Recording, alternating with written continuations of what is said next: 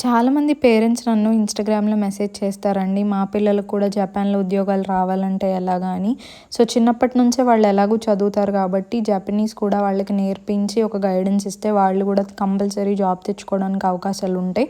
So, చిన్నప్పటి నుంచే వాళ్ళు లాంగ్వేజ్ మీద ఫోకస్ చేస్తే దాని బేస్ మీద వాళ్ళకి మంచి ఉద్యోగాలు వచ్చే అవకాశాలు ఉంటాయండి. సో, మాస్టర్స్‌కెళ్ళాలి ఆ ప్లాన్స్ అన్నీ కొంచెం టైం పట్టినా బీటెక్ అయిపోయిన వెంటనే జపాన్‌లో జాబ్స్ రావడానికి ఇదొక వే అని నేను చెప్తాను. మరి మినిమమ్ ప్యాకేజెస్ ఎలా ఉంటాయి ఏంటి అనేది నేను యూట్యూబ్లో పోస్ట్ చేస్తానండి. ఇక్కడే అన్నీ చెప్పడానికి నాకు టైం సరిపోదు. ఈ కంపెనీలో జాయిన్ అయ్యి నేను జపాన్కి వచ్చిన తర్వాతే నాకు ఈ లాంగ్వేజ్ ఇంపార్టెన్స్ ఏంటి, దానివల్ల బెనిఫిట్స్ ఏంటి అని అవన్నీ తెలిసాయి అనమాట. అవే మీతో షేర్ చేసుకుంటున్నాను.